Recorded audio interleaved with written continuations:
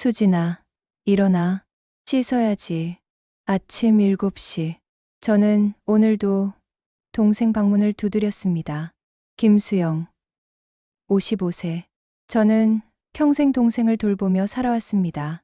문을 열고 들어가니 동생 수진이가 침대에 누워 천장을 멍하니 바라보고 있었습니다. 50살이 된 동생은 여전히 혼자서는 아무것도 하지 못합니다. 수진아, 언니가 왔어. 일어나자. 동생은 천천히 일어났습니다. 늘 그렇듯 고개를 숙이고 눈을 마주치지 않았습니다. 입가에는 침이 조금 흘러내리고 있었습니다. 저는 동생을 화장실로 데려가 씻겼습니다. 50살 어른을 씻기는 일, 30년째 하는 일이지만 여전히 쉽지 않습니다. 수진아, 팔 들어봐. 그렇지. 잘했어. 동생은 어린아이처럼 제 말에 따랐습니다. 말은 전혀 하지 못하고 간단한 지시만 따를 수 있습니다. 씻기고 옷을 입히고 식탁으로 데려갔습니다. 아침은 죽이었습니다. 동생은 스스로 먹기는 하지만 흘리는 양이 많아서 제가 옆에서 지켜봐야 합니다. 천천히 먹어. 서두르지 마. 동생은 고개를 끄덕였습니다. 아니, 끄덕이는 것처럼 보였습니다. 정확히는 알 수 없습니다. 동생의 표정은 늘 멍한 편이니까요. 식사를 마치고 동생을 거실 소파에 앉혔습니다. TV를 켜주면 하루 종일 그냥 앉아 있습니다. 뭘 보는지, 이해하는지 알 수 없지만 그게 동생의 일상입니다. 저는 부엌에서 설거지를 하며 생각했습니다. 오늘은 추석이구나. 한숨이 나왔습니다. 추석, 명절, 친척들이 모이는 날. 저는 이날이 제일 싫습니다. 오후 2시 친척들이 하나둘씩 도착했습니다. 큰오빠 가족, 작은언니 가족, 그리고 조카들. 모두 20명이 넘는 사람들이 좁은 거실에 모였습니다. 저는 동생 수진이를 방으로 데려갔습니다. 늘 그렇듯이요. 수진아, 여기서 좀 있어. 언니가 금방 올게. 동생은 고개를 숙인 채 방에 앉았습니다. 거실로 돌아오니 큰오빠가 말했습니다. 수진이는 또 방에 있냐? 네, 오빠. 사람 많으면 수진이가 불편해해서요. 사실은 제가 불편한 겁니다. 친척들이 동생을 보는 눈빛이, 동생에 대해 하는 말들이 듣기 싫어서요. 차례를 지내고 식사를 하는 동안 저는 동생 방을 몇 번이나 오갔습니다. 동생에게 음식을 가져다 주고, 물을 떠다 주고, 화장실을 다녀오게 하고. 수영아, 힘들겠다. 수진이 돌보느라. 작은 언니가 말했습니다. 동정, 어린 목소리였습니다. 괜찮아요, 언니. 익숙해요. 그래도 평생 이렇게 살기는 힘들잖아. 그 말에 저는 아무 대답도 하지 못했습니다. 식사가 끝나고 아이들은 방에서 놀고 어른들은 거실에 둘러앉았습니다. 그때 큰오빠가 조심스럽게 말을 꺼냈습니다. 수영아, 우리 수진이 이야기 좀 하자. 제 심장이 철렁했습니다. 이 이야기가 나올 줄 알았습니다. 수진이를 시설에 보내는 게 어떨까? 오빠, 들어봐. 내가 평생 수진이 돌보느라 결혼도 못하고 내 인생도 못 살았잖아. 이제 그만 놓아줘야지. 작은 언니도 거들었습니다. 맞아. 수영아, 요즘 시설 좋은 데 많아. 거기서 전문적으로 돌봐주면 수진이도 더 나을 거야. 다른 친척들도 고개를 끄덕였습니다. 수영이 나이도 있는데 언제까지 이렇게 살 수는 없잖아. 맞아. 수진이를 위해서라도 시설이 나아. 저는 그들의 말을 들으며 고개를 숙였습니다. 반박할 말이 없었습니다. 아니, 사실은 저도 가끔 그런 생각을 하니까요. 내가 동생을 놓아주면 내 인생은 어떻게 될까? 하지만 그 생각을 할 때마다 죄책감이 밀려왔습니다. 생각해 볼게요, 오빠. 그렇게 대답하는 것밖에 할 수 없었습니다. 친척들이 돌아간 후 저는 동생 방으로 갔습니다. 동생은 여전히 같은 자리에 앉아 있었습니다. 움직이지도 않고 그냥 창밖을 멍하니 바라보고 있었습니다. 수진아, 힘들었지? 오늘 사람이 많아서. 동생은 반응이 없었습니다. 늘 그렇듯이요. 수진아, 언니가 미안해. 방에만 있게 해서. 여전히 반응이 없었습니다. 저는 동생 옆에 앉았습니다. 그리고 동생의 손을 잡았습니다. 거칠고 따뜻한 손이었습니다. 수진아, 언니는 어떻게 해야 할까? 너를 시설에 보내야 하는 걸까? 동생의 손이 미세하게 떨렸습니다. 기분 탓일까요? 언니가 늙어서 너를 돌볼 수 없게 되면 그때는 어떡하지? 대답은 없었습니다. 동생은 말을 못하니까요. 저는 한참을 그렇게 앉아 있다가 일어났습니다. 자자, 수진아, 내일 또 봐. 동생의 방을 나와 제 방으로 갔습니다. 침대에 누웠지만 잠이 오지 않았습니다. 45년 전 그날이 떠올랐습니다. 그때 저는 10살이었고 수진이는 5살이었습니다. 아버지가 차를 운전하고 어머니가 조수석에, 저와 수진이는 뒷좌석에 앉아 있었습니다. 그리고 그 트럭이 우리 차를 들이받았습니다. 다음 기억은 병원이었습니다. 저는 다리가 부러진 것 외에는 괜찮았습니다. 하지만 부모님은 그 자리에서 돌아가셨고 수진이는 머리를 심하게 다쳤습니다. 수진이는 외상 후 스트레스로 실어증이 생겼습니다. 말을 전혀 하지 못할 수도 있습니다. 의사 선생님이 말씀하셨습니다. 그리고 지적장애의 가능성도 배제할 수 없습니다. 경과를 지켜봐야 합니다. 그때부터였습니다. 수진이는 말을 하지 못했고 다른 아이들처럼 배우지도 못했습니다. 친척들은 시설에 보내라고 했지만 저는 거부했습니다. 부모님이 안 계시는데 제가 수진이를 버릴 수는 없었습니다. 그렇게 45년이 흘렀습니다. 다음 날 아침, 딸 지우에게서 전화가 왔습니다. 엄마, 나 이번 주말에 남자친구 데려가도 돼? 그래, 물론이지. 엄마가 맛있는 거 해줄게. 근데, 엄마, 지우의 목소리가 조심스러워졌습니다. 그날 이모는 좀 외출하시거나 그러면 안 돼? 제 가슴이 철렁했습니다. 왜? 솔직히 말할게. 남자친구한테 이모 이야기 한 적 없어. 창피해서. 지우야, 미안해, 엄마. 근데 친구들한테도 이모 이야기 못해. 다들 이상하게 생각하거든. 전화를 끊고 나서 저는 한참을 멍하니 앉아 있었습니다. 내 딸조차 수진이를 부끄러워하는구나. 동생 방 쪽을 바라봤습니다. 동생은 오늘도 거실 소파에 앉아 TV를 보고 있었습니다. 멍한 표정으로 입가에 침을 흘리며 아무것도 모르는 것처럼. 수진아, 제가 중얼거렸습니다. 우리 어떻게 해야 하지? 동생은 대답이 없었습니다. 늘 그렇듯이요. 주말이 다가왔고 저는 지우의 부탁대로 동생을 어디 보낼 방법을 고민했습니다. 수진아, 토요일에 우리 복지관 가자. 거기서 프로그램도 하고. 동생은 늘 그렇듯 고개를 끄덕였습니다. 이해했는지는 모르겠지만요. 하지만 마음 한구석이 불편했습니다.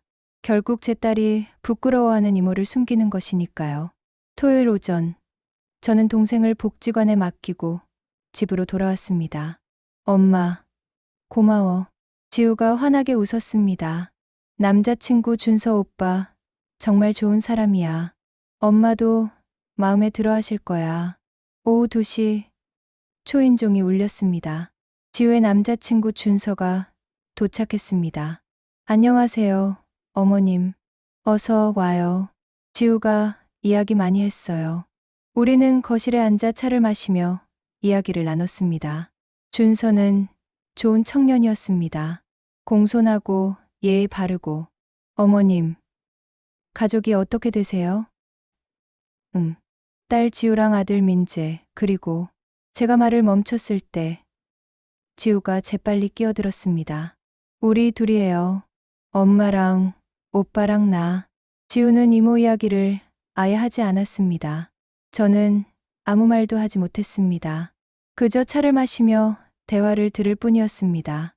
준서가 간 후 지우가 제게 말했습니다. 엄마, 고마워. 이모 이야기 안 해줘서. 응. 나중에 결혼하고 나서 천천히 말할게. 지금은 좀. 지우의 말이 가슴을 찔렀습니다. 나중에는 오기는 할까요? 아니면 평생 숨기고 살려는 걸까요? 저녁에 복지관에서 동생을 데려왔습니다. 동생은 피곤해 보였지만 늘 그런 표정이라 정확히는 알 수 없었습니다.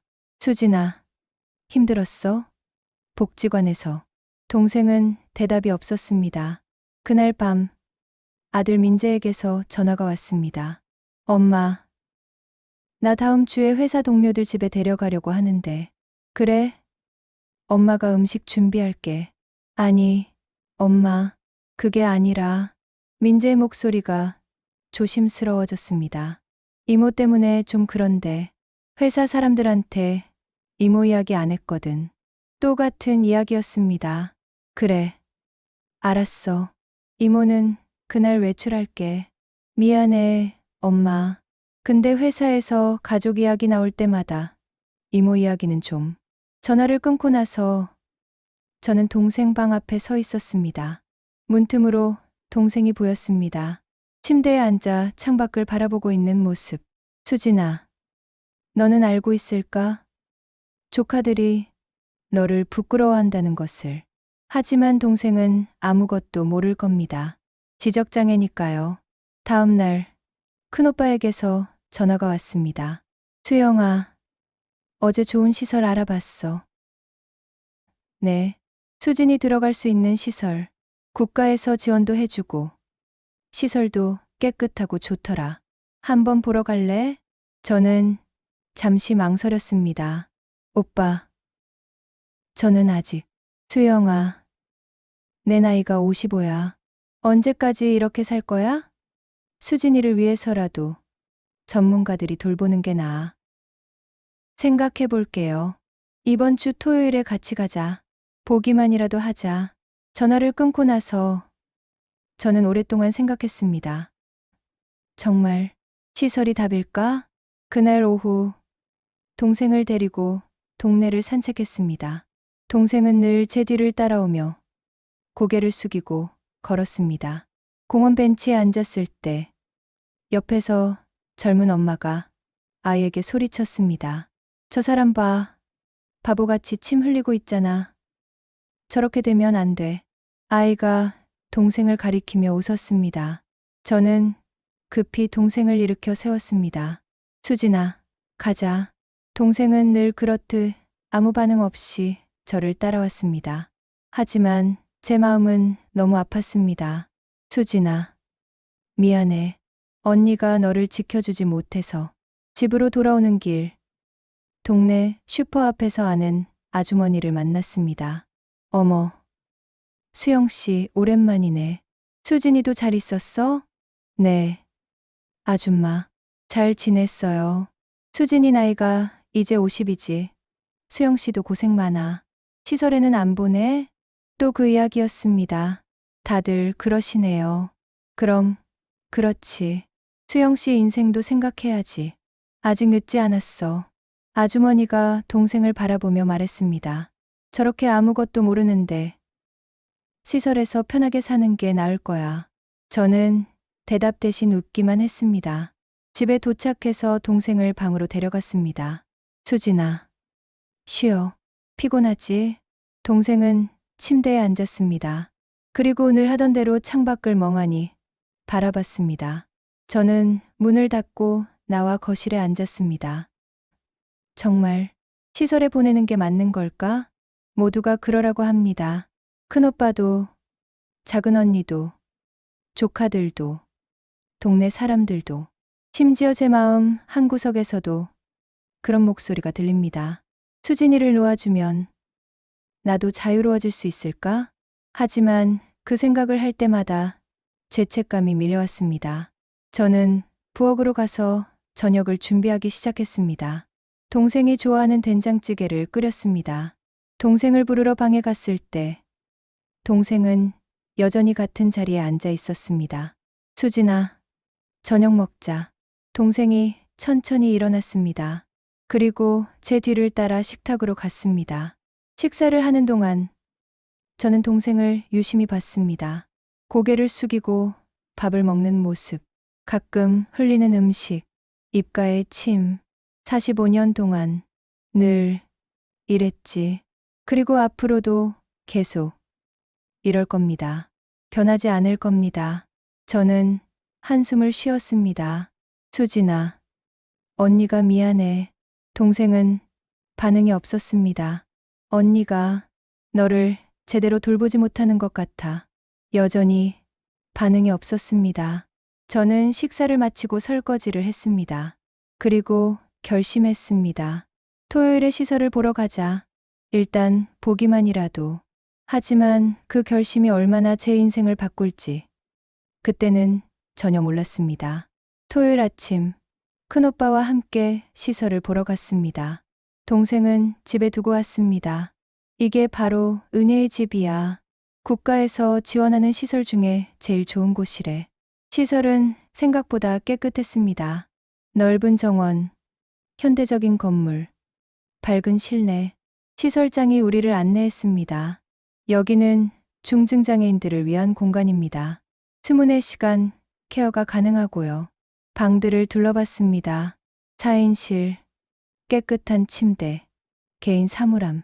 식사는 하루 3끼 제공되고 간식도 있습니다.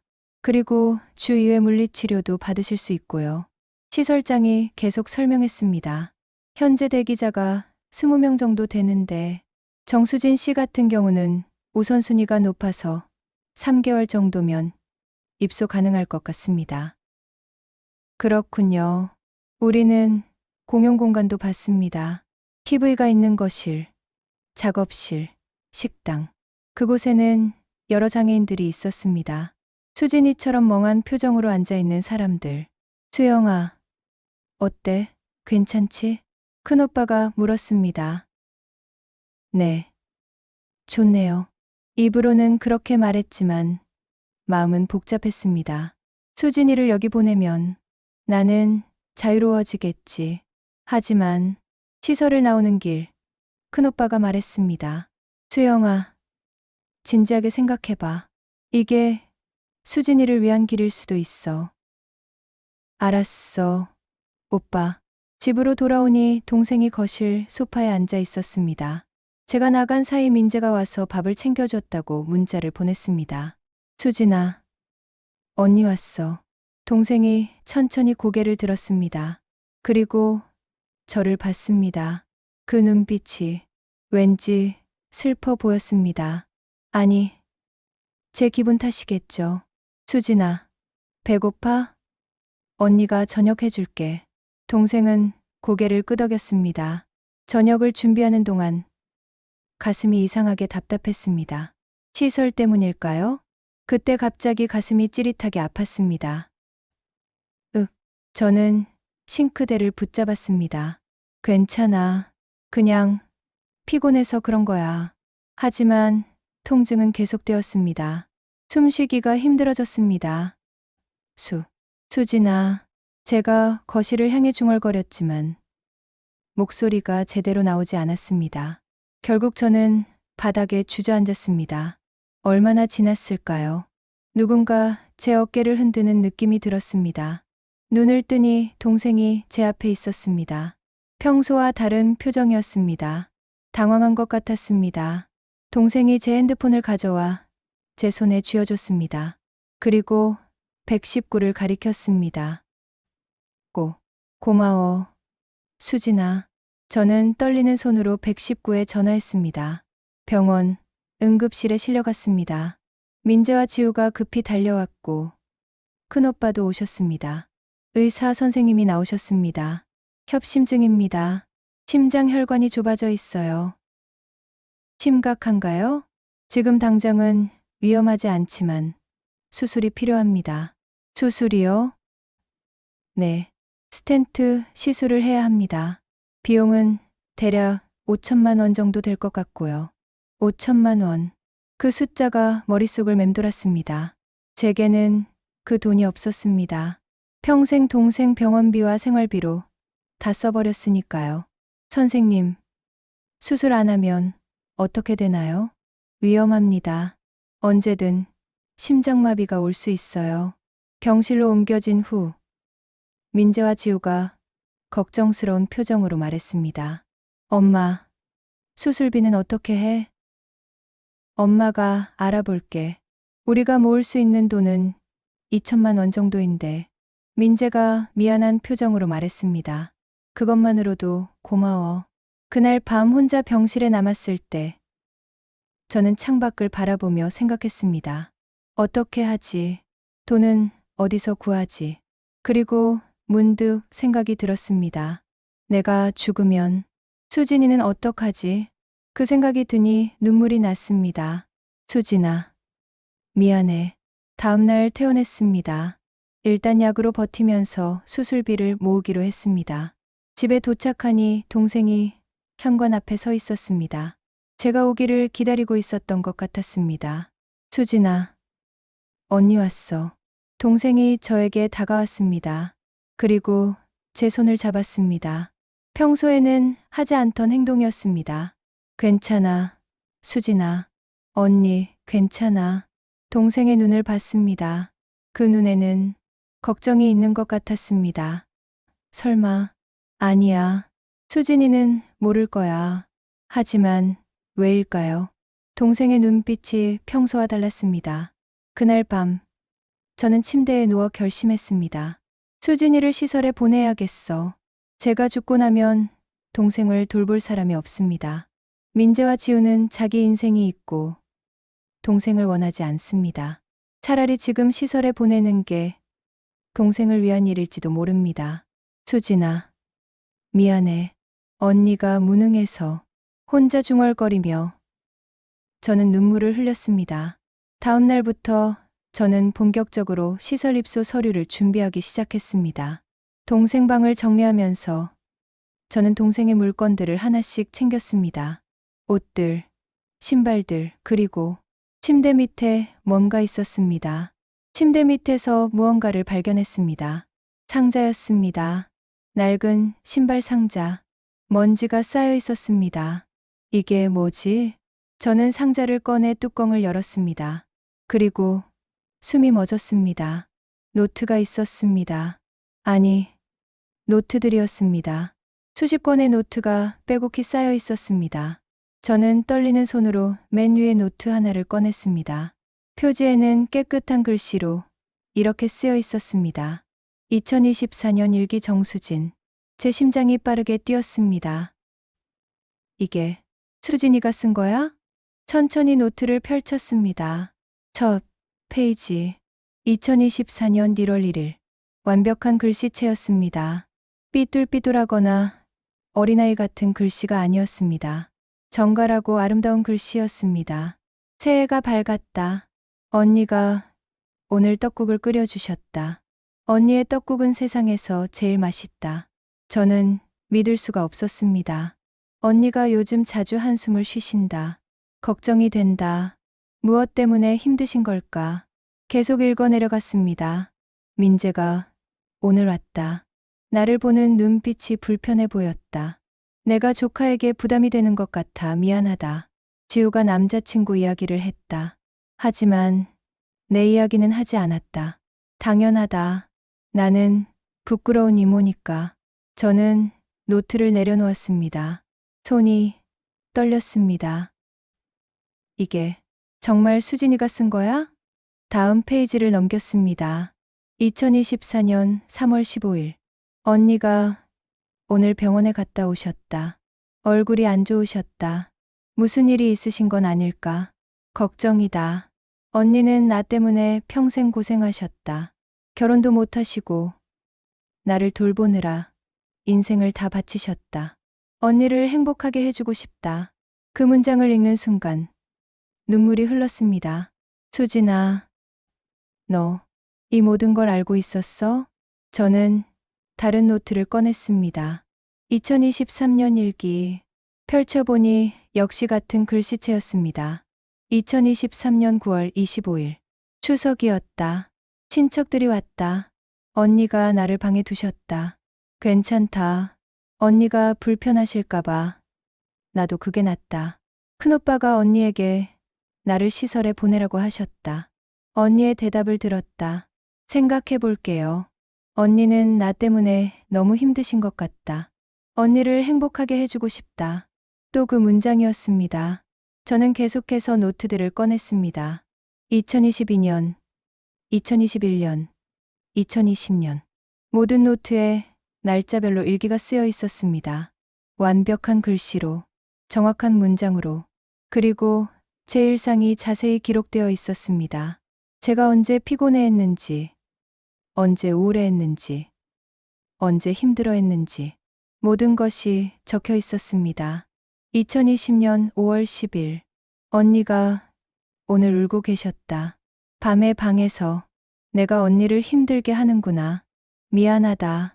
2019년 8월 3일, 민재가 친구들에게 우리 이모는 바보라고 말하는 것을 봤다. 민재가 나 때문에 힘들어하는 것 같다. 미안하다. 2018년 12월 25일, 크리스마스. 언니가 나에게 선물을 주셨다. 새 옷이었다. 언니, 고맙습니다. 사랑합니다. 저는 노트를 읽으며 계속 울었습니다. 45년 동안 동생은 모든 것을 알고 있었습니다. 제가 힘들어한 것도, 조카들이 동생을 부끄러워한 것도, 친척들이 시설 보내라고 한 것도 모두 알고 있었습니다. 하지만 말을 못해서 표현할 수 없었던 것입니다. 저는 가장 오래된 노트를 찾았습니다. 하지만 언젠가는 언니에게 말하고 싶다.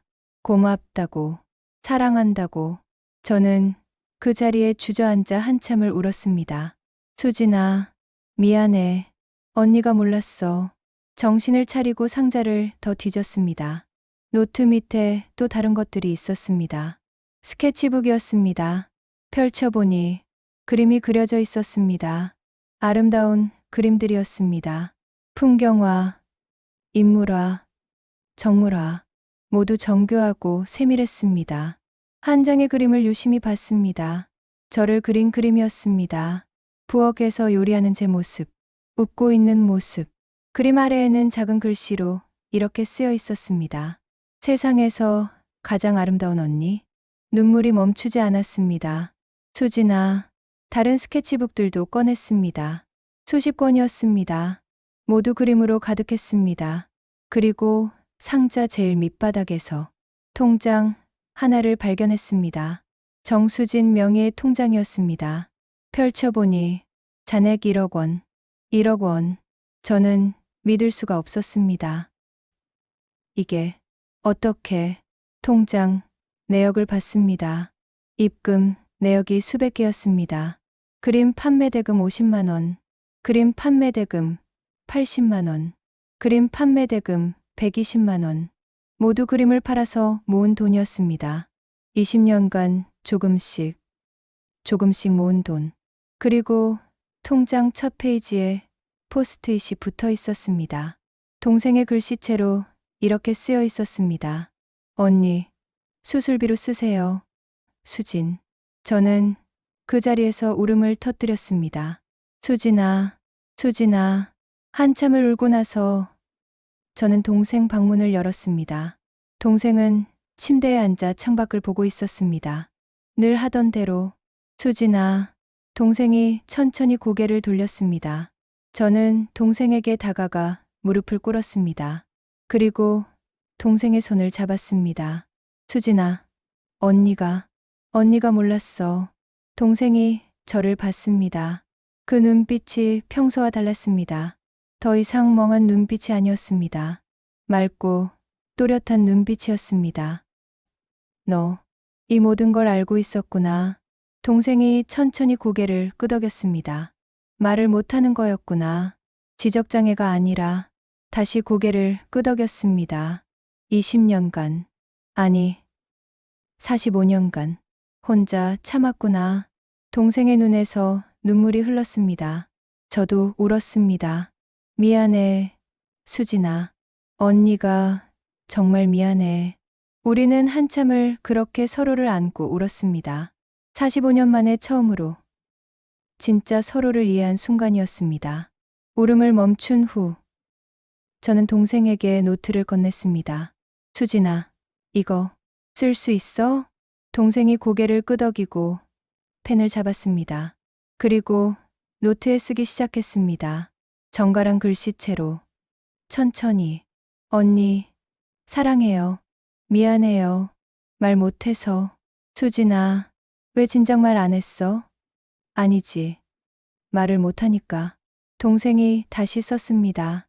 언니가 행복하시면 그것으로 충분했어요. 제가 지적장애인인 게 편하실 줄 알았어요. 무슨 소리야? 그게 편할 리가 있어. 저 때문에 언니가 평생 고생하셨잖아요. 결혼도 못 하시고. 그건 언니가 선택한 거야. 후회 안 해. 동생이 고개를 저었습니다. 그리고 썼습니다. 저는 후회해요. 언니, 인생을 망쳤어요. 아니야, 수진아. 넌 언니 인생을 풍요롭게 만들었어. 거짓말. 정말이야. 너 없었으면 언니는 정말 외로웠을 거야. 동생이 또 눈물을 흘렸습니다. 언니, 사랑해요. 평생 고마웠어요. 저는 동생을 꽉 껴안았습니다. 나도 사랑해, 수진아. 나도 평생 고마웠어. 그날 밤, 저는 모든 일기장을 읽었습니다. 20년간의 기록, 동생의 마음, 동생의 생각, 동생의 고통. 모든 것이 그 안에 담겨 있었습니다. 그리고 제일 최근 일기를 읽었습니다. 2024년 11월 1일. 언니가 병원에서 돌아오셨다. 심장병이라고 하셨다. 수술비가 5천만 원이라고. 걱정이다. 언니가 돈이 없으신 걸 안다. 그래서 내가 모은 돈을 쓰셨으면 좋겠다. 20년간 그림을 팔아 모은 돈. 1억 원. 언니를 위한 돈이다. 언니가 건강하셔야 한다. 언니가 없으면 나는 살 수 없다. 언니, 부디 이 돈을 쓰세요. 그리고 수술 받으세요. 언니를 행복하게 해주고 싶다. 그것이 내 평생의 소원이다. 저는 일기장을 덮고 동생 방으로 갔습니다. 동생은 잠들어 있었습니다. 저는 동생의 머리를 쓰다듬었습니다. 수진아, 고마워. 정말 고마워. 언니가 몰랐어. 내가 이렇게 대단한 사람인 줄. 이제 알았어. 넌 천재야. 진짜 천재. 동생의 평화로운 얼굴을 보며 저는 결심했습니다. 더 이상 수진이를 숨기지 않을 거야. 세상에 보여줄 거야. 내 동생이 얼마나 대단한 사람인지. 다음 날 아침, 저는 모든 것을 정리하기 시작했습니다. 동생의 일기장들, 그림들, 통장, 거실, 테이블 위에 모두 펼쳐놓았습니다. 수진아, 나와봐. 동생이 방에서 나왔습니다. 평소처럼 고개를 숙이고, 수진아, 이제 그러지 마. 고개 들어. 동생이 천천히 고개를 들었습니다. 처음 보는 동생의 똑바른 자세였습니다. 그래, 그렇게. 넌 당당해도 돼. 동생이 노트에 썼습니다. 익숙하지 않아요. 45년간 고개 숙이고 살았는데, 이제부터는 당당하게 살자. 알았지? 동생이 고개를 끄덕였습니다. 오후에 민재와 지우를 불렀습니다. 엄마, 무슨 일이에요?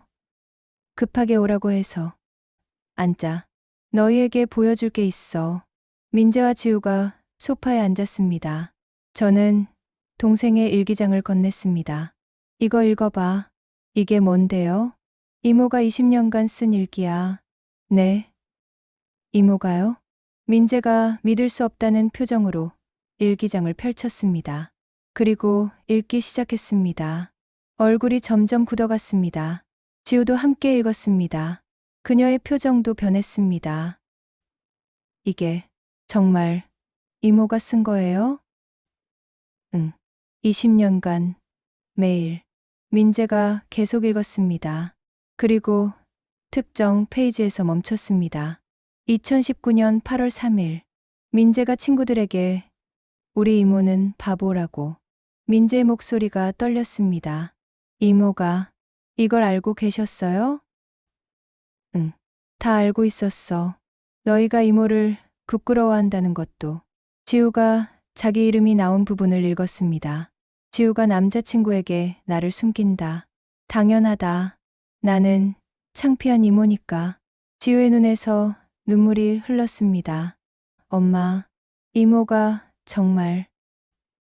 응. 이모는 지적장애가 아니었어. 말을 못하는 실어증이었어. 저는 그림들도 보여줬습니다. 그리고 이건 이모가 그린 그림들이야. 20년간. 민재가 그림을 하나씩 넘겼습니다. 입이 벌어졌습니다. 이게 이모가 그린 거예요? 진짜요? 응. 그리고 이 그림들을 팔아서 1억 원을 모았어. 1억 원이요? 저는 통장을 보여줬습니다. 엄마 수술비로 쓰라고 모은 돈이야. 민재와 지우는 말문이 막혔습니다. 그때 동생이 노트를 가져와 무언가 썼습니다. 괜찮아요. 민재와 지우가 나를 부끄러워하는 건 당연해요. 나도 이해해요. 민재가 그 글을 읽고 동생에게 다가갔습니다. 이모, 죄송해요. 민재가 무릎을 꿇었습니다. 제가 정말 죄송해요. 이모를 바보라고, 창피하다고. 눈물이 주르륵 흘렀습니다. 지우도 울며 다가왔습니다. 이모, 저도 죄송해요. 남자친구한테 이모를 숨기고. 동생이 고개를 저으며 다시 썼습니다. 괜찮아요. 이해해요. 다 과거의 일이에요. 민재가 동생을 껴안았습니다. 이모, 정말 죄송해요. 이모가 이렇게 대단한 분인 줄 몰랐어요. 지우도 함께 껴안았습니다. 이모, 사랑해요. 이제 알았어요. 이모가 천재시라는 거. 동생이 처음으로 환하게 웃었습니다. 45년 만에 보는 동생의 진짜 미소였습니다. 그날 저녁 큰오빠에게 전화했습니다. 오빠, 내일 우리 집으로 와줄 수 있어? 보여줄 게 있어. 무슨 일인데? 오면 알 거야. 중요한 일이야. 다음 날 큰오빠와 작은언니 그리고 다른 친척들이 모였습니다. 저는 동생의 일기장과 그림들을 모두 보여줬습니다. 친척들은 충격에 빠졌습니다. 이게 정말 수진이가? 믿을 수가 없어. 45년 동안 우리가 오해했던 거야? 큰오빠가 동생에게 다가갔습니다. 수진아, 삼촌이 미안하다. 너를 시설에 보내자고 했었잖아. 동생이 노트에 썼습니다. 괜찮아요, 오빠. 오빠도 언니를 생각해서 한 말이잖아요. 그래도 미안하다. 정말 미안해. 작은 언니도 울었습니다. 수진아, 이모가 미안해. 너를 제대로 보지 못해서. 친척들이 하나둘씩 동생에게 사과했습니다. 45년간의 오해가 풀리는 순간이었습니다. 그날 밤 동생과 단둘이 앉아 이야기를 나눴습니다. 정확히는 제가 말하고 동생이 노트에 쓰는 방식으로. 수진아, 언제부터 글을 배웠어? 10살 때부터요. TV 자막 보면서 혼자 배웠어요. 정말 혼자서? 네. 책도 많이 읽었어요. 언니가 사다 놓으신 책들. 그림은 언제부터? 20살 때부터요. 처음에는 낙서였는데 점점 좋아졌어요. 인터넷으로 그림을 판 거야? 네. 30살 때부터요. 익명으로 온라인 사이트에 올렸어요. 언니 몰래. 어떻게 그런 생각을 했어? 언니, 수술비를 모으고 싶었어요. 언니가 아프실 것 같았거든요. 수진아, 3년 전부터 언니가 가슴을 자주 만지시는 걸 봤어요. 심장이 안 좋으신 줄 알았어요. 그래서 돈을 모은 거야? 네. 언니가 건강하셔야 해요. 언니가 없으면 저는 살 수 없어요. 저는 동생을 꽉 껴안았습니다. 고마워. 수진아, 정말 고마워. 저야말로 고마워요, 언니. 45년간 저를 돌봐주셔서. 수진아, 이제 궁금한 게 있어. 뭐예요? 넌 정말 천재인 거 맞지? 동생이 수줍게 웃으며 썼습니다. 잘 모르겠어요. 그냥 배우는 게 좋았어요. 언어는 몇 개나 할 수 있어? 읽는 건 한국어, 영어, 중국어, 일본어요. 말은 못하지만요. 세상에 4개 언어를 인터넷으로 독학했어요. 시간이 많았거든요. 수진아, 넌 정말 대단해. 동생이 고개를 저었습니다. 아니에요. 언니가 더 대단해요. 45년간 저를 포기하지 않으셨잖아요. 우리는 서로를 보며 웃었습니다. 45년 만에 처음으로 진짜 서로를 이해한 순간이었습니다. 동생의 진실을 알고 일주일이 지났습니다. 저는 동생의 1억 원으로 수술을 받기로 했습니다. 수진아, 정말 괜찮아? 이 돈 내가 20년간 모은 건데. 괜찮아요. 이게 제가 원하던 일이에요. 언니를 위한 돈이에요. 고마워. 수진아, 언니, 수술 잘 받으세요. 제가 기도할게요. 수술 날짜가 잡혔습니다. 다음 주 화요일. 하지만 그 전에 무언가 일이 생겼습니다. 수술 이틀 전 저녁이었습니다. 저는 동생과 함께 저녁을 먹고 있었습니다. 수진아, 내일은 병원에서 검사 받아야 해. 같이 갈래? 동생이 고개를 끄덕였습니다. 그때 갑자기 가슴이 너무 아팠습니다. 윽. 언니. 동생이 일어나 저를 부축했습니다. 괜찮아. 괜찮아. 하지만 괜찮지 않았습니다.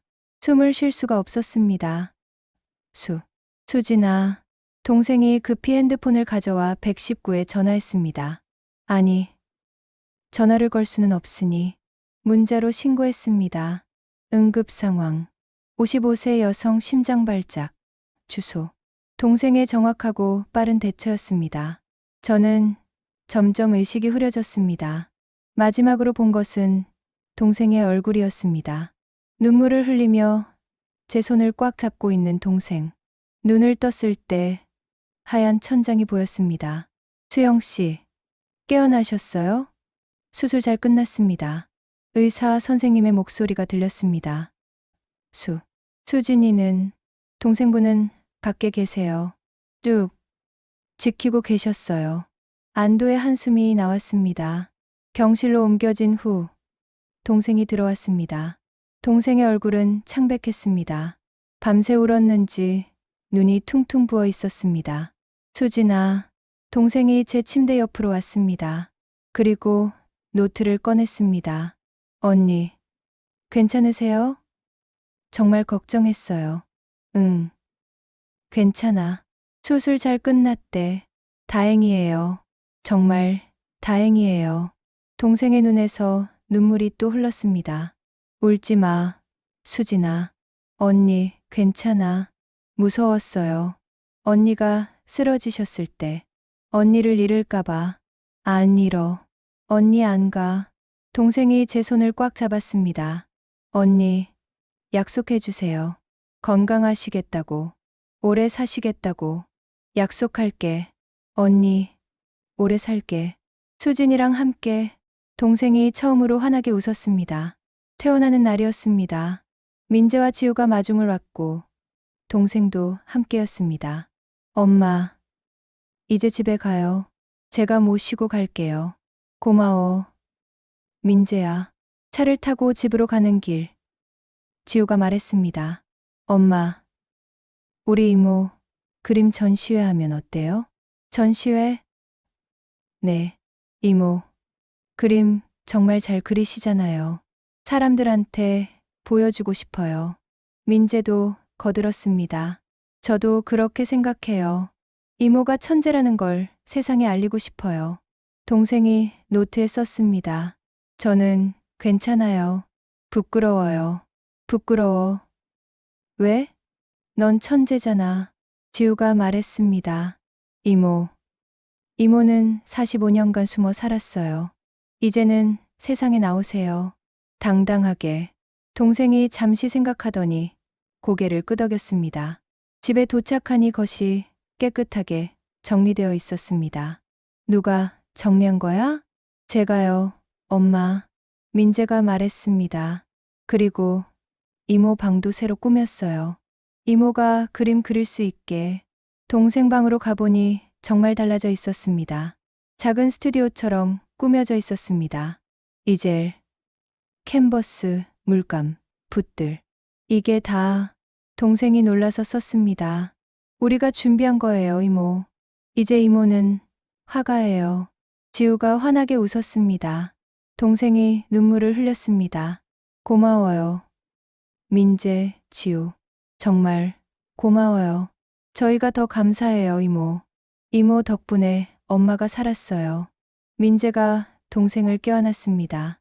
동생과 단둘이 차를 마시며 이야기를 나눴습니다. 수진아, 정말 전시회할 거야? 떨려요. 사람들이 제 그림을 어떻게 생각할지. 걱정 마. 다들 좋아할 거야. 언니는 어떻게 그렇게 확신해요? 왜냐면 넌 천재니까. 동생이 수줍게 웃었습니다. 언니, 하나 말해도 돼요? 응, 뭐든지. 저 사실 언젠가는 말하고 싶었어요. 제가 바보가 아니라는 걸. 그래? 네. 하지만 용기가 없었어요. 말을 못하니까 어떻게 증명해야 할지 몰랐어요. 이해해, 수진아. 그리고 어쩌면 이게 편했어요. 아무것도 기대받지 않으니까. 무슨 뜻이야? 바보로 살면 실망시킬 일도 없잖아요. 기대가 없으니까. 저는 동생의 손을 잡았습니다. 수진아, 넌 누구도 실망시키지 않아. 넌 이미 충분히 대단해. 정말요? 정말이야. 넌 45년간 혼자 버텼잖아. 말도 못하면서. 그것만으로도 넌 영웅이야. 동생이 눈물을 흘렸습니다.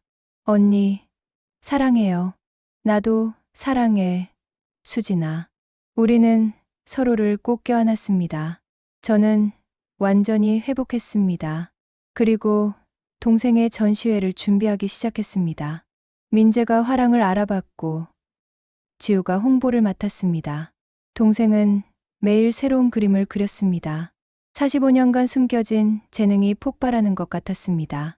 어느 날 저녁, 동생이 제게 그림 한 점을 보여줬습니다. 두 여자가 손을 잡고 있는 그림이었습니다. 한 명은 젊고 한 명은 늙었습니다. 하지만 사람 모두 웃고 있었습니다. 언니와 저예요. 45년간의 우리. 저는 그 그림을 보며 울었습니다. 아름다워. 수진아, 정말 아름다워. 이 그림 제목은 침묵 속의 사랑이에요. 완벽한 제목이야. 동생이 웃었습니다. 전시회 제목도 이걸로 하면 어때요? 침묵 속의 사랑. 좋아. 완벽해. 전시회 준비는 생각보다 빠르게 진행되었습니다. 민재가 강남의 한 화랑과 계약을 성사시켰습니다. 엄마, 화랑 사장님이 이모 그림을 보고 깜짝 놀라셨대요. 당장 전시회 하자고 하셨어요. 정말? 네. 그리고 언론에도 알리고 싶다고 하시던데요. 저는 동생을 봤습니다. 수진아, 괜찮아? 언론에 나가도? 동생이 잠시 망설이더니 노트에 썼습니다. 떨려요. 하지만 해볼게요. 더 이상 숨고 싶지 않아요. 화랑에서 동생의 그림들을 전시하기 시작했습니다. 화랑 사장님이 하나하나 그림을 보며 감탄했습니다. 정말 놀랍습니다. 독학으로 이 정도 실력이라니. 감사합니다. 그런데 정수진 화가님, 정말 45년간 말을 하지 못하셨던 거예요? 동생이 고개를 끄덕였습니다. 그리고 모두가 지적장애라고 생각했고요. 다시 고개를 끄덕였습니다. 이건 정말 대단한 스토리예요. 언론이 관심 가질 겁니다. 화랑 사장님이 흥분한 목소리로 말했습니다. 이번 전시회 정말 화제가 될 것 같아요. 화랑에서 작은 기자회견이 열렸습니다. 예상보다 많은 기자들이 왔습니다. 10명이 넘었습니다. 동생은 긴장한 표정으로 제 옆에 앉았습니다. 저는 동생의 손을 꽉 잡았습니다. 괜찮아, 수진아. 언니가 옆에 있어. 기자회견이 시작되었습니다. 화랑 사장님이 먼저 동생을 소개했습니다. 정수진 화가는 50세입니다. 5살 때 교통사고로 실어증을 앓게 되었고 45년간 지적장애로 오해받으며 살았습니다. 기자들이 웅성거렸습니다. 하지만 정 화가는 실제로는 천재였습니다. 10살 때부터 혼자 글을 배웠고 20살 때부터 그림을 그리기 시작했습니다. 그리고 30살부터 20년간 그림을 팔아 1억 원을 모았습니다. 언니의 수술비를 위해서였습니다. 기자들이 카메라 플래시를 터뜨렸습니다. 한 기자가 질문했습니다. 정수진 화가님, 45년간 오해받으며 사신 기분이 어떠셨나요? 동생이 노트를 꺼내 썼습니다. 힘들었습니다. 하지만 언니가 있어서 견딜 수 있었습니다. 화랑 사장님이 동생의 글을 소리내어 읽어줬습니다. 또 다른 기자가 물었습니다. 왜 진작 진실을 밝히지 않으셨나요? 용기가 없었습니다. 그리고 어떻게 증명해야 할지 몰랐습니다. 말을 못하니까요. 가족들은 언제 진실을 알게 되었나요? 저는 마이크를 잡았습니다. 한 달 전입니다. 제가 심장병으로 쓰러진 후 동생의 일기장을 발견했습니다. 그때 모든 진실을 알게 되었습니다. 일기장이요? 네. 동생은 20년간 매일 일기를 썼습니다. 완벽한 글씨로. 그 안에는 우리 가족의 모든 일상이 기록되어 있었습니다. 기자들이 놀라워했습니다. 그리고 통장도 발견했습니다. 20년간 그림을 팔아 모은 1억 원이 들어 있었습니다. 와, 기자들 사이에서 감탄사가 터져 나왔습니다. 한 기자가 저에게 물었습니다. 45년간 동생분을 돌보셨는데 힘들지 않으셨나요? 힘들었습니다. 솔직히 말하면 가끔은 동생을 시설에 보내고 싶다는 생각도 했습니다. 하지만 그러지 않으셨죠? 네. 동생은 제 가족이니까요. 그리고 이제 알았습니다. 동생이 얼마나 대단한 사람인지. 저는 동생을 바라봤습니다. 제 동생은 천재입니다. 45년간 침묵 속에 숨어 있었지만 이제는 세상에 나왔습니다. 기자들이 박수를 쳤습니다. 다음 날 아침 여러 뉴스에서 동생 이야기가 나왔습니다. 45년간 지적장애로 오해받았던 여성. 알고 보니 천재 화가였다. 침묵 속의 천재. 20년간 그림 팔아 1억 원 모아 언니 수술비 위에 20년간 그림 그린 동생의 감동 스토리. TV를 보며 동생이 눈물을 흘렸습니다. 언니, 저 이제 정말 화가예요? 응. 수진아, 넌 이제 정식 화가야. 믿어지지 않아요. 믿어. 넌 자격이 충분해. 그때 민재에게서 전화가 왔습니다. 엄마, 대박이에요. 이모, 그림 예약이 벌써 50건이 넘었대요. 정말? 네. 화랑 사장님이 흥분하셨어요. 이런 반응은 처음이래요. 저는 동생에게 그 소식을 전했습니다. 동생이 믿을 수 없다는 표정을 지었습니다. 사람들이 정말 제 그림을 좋아하나요? 당연하지. 내 그림은 정말 아름답거든. 드디어 전시회가 열렸습니다. 침묵 속의 사랑 정수진 화가 첫 개인전. 화랑에는 수백 명의 사람들이 모였습니다. 동생은 제가 준비한 깨끗한 옷을 입었습니다. 머리도 단정하게 손질했습니다.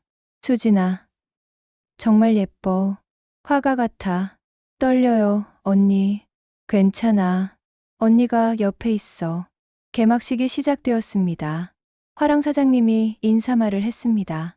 오늘 여러분을 정수진 화가의 첫 개인전에 초대하게 되어 영광입니다. 정 화가는 45년간 침묵 속에 살았습니다. 하지만 그 침묵 속에서 예술을 창조했습니다.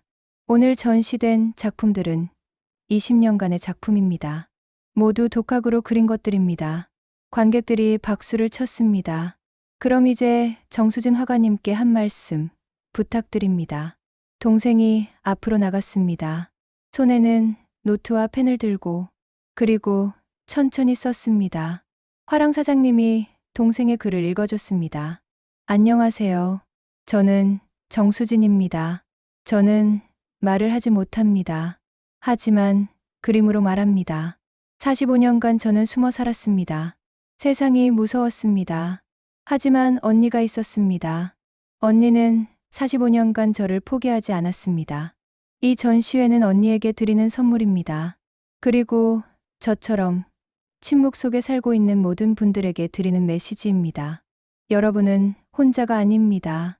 여러분의 목소리는 반드시 들릴 것입니다. 감사합니다. 관객들이 기립박수를 보냈습니다. 저는 울면서 박수를 쳤습니다.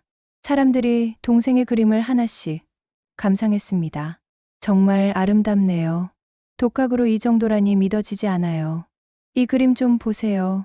감정이 느껴져요. 사람들의 찬사가 계속되었습니다. 한 노부부가 동생에게 다가왔습니다. 화가님, 저희도 장애인 자녀가 있습니다. 항상 우리 아이가 아무것도 모른다고 생각했는데 이 전시회를 보고 생각이 바뀌었습니다. 혹시 우리 아이도 뭔가 재능이 있을지 모르겠네요. 동생이 노트에 썼습니다. 분명히 있을 겁니다. 모든 사람에게는 재능이 있습니다. 발견하지 못했을 뿐입니다. 노부부가 눈물을 흘리며 동생을 껴안았습니다. 고맙습니다, 화가님. 희망을 주셔서. 전시회는 대성공이었습니다. 전시된 50점의 그림이 모두 팔렸습니다. 총 판매 금액은 2억 원이 넘었습니다. 수진아, 대박이야. 2억 원. 민재가 흥분해서 말했습니다. 정말요? 제 그림이 2억 원이나. 응. 그리고 추가 주문도 계속 들어오고 있어. 지우도 기뻐하며 말했습니다. 이모, 이제 유명한 화가예요. 동생이 믿을 수 없다는 표정을 지었습니다. 저, 정말 화가가 된 거예요? 당연하지.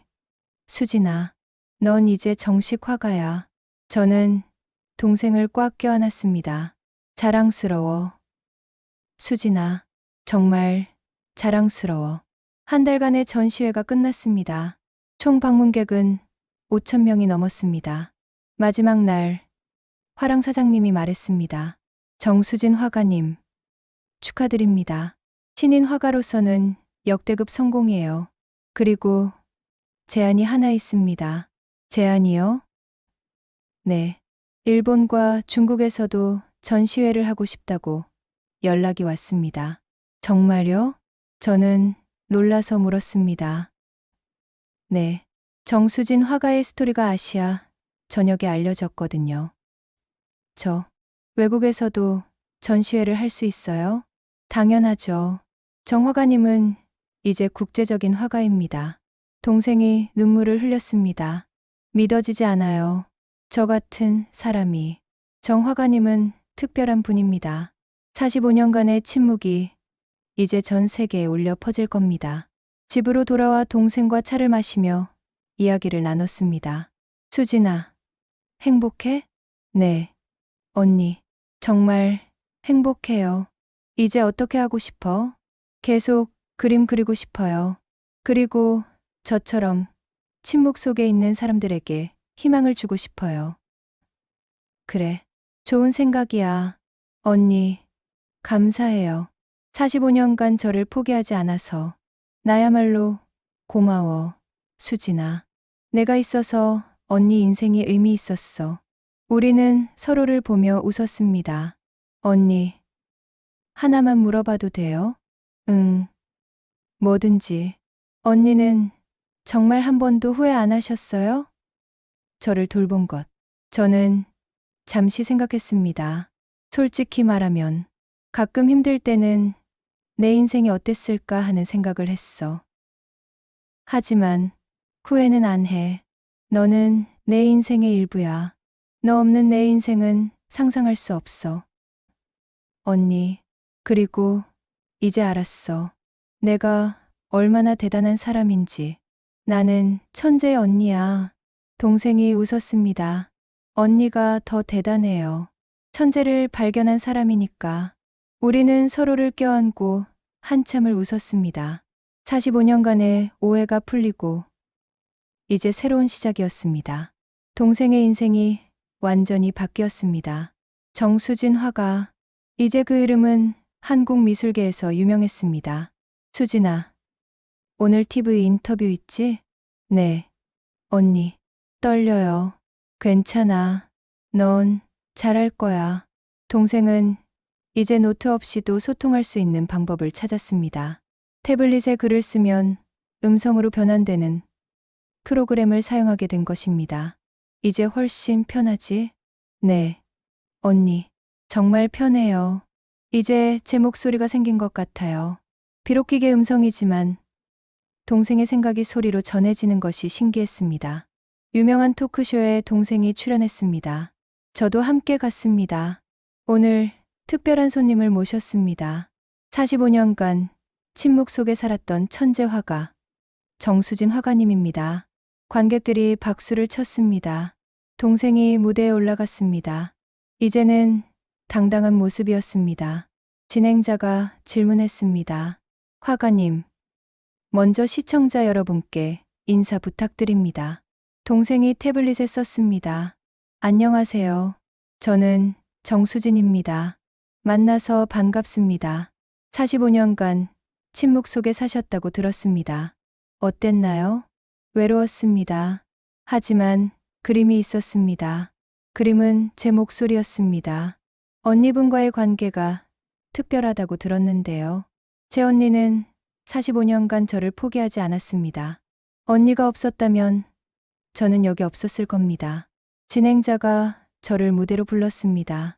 언니분도 나와주시겠어요?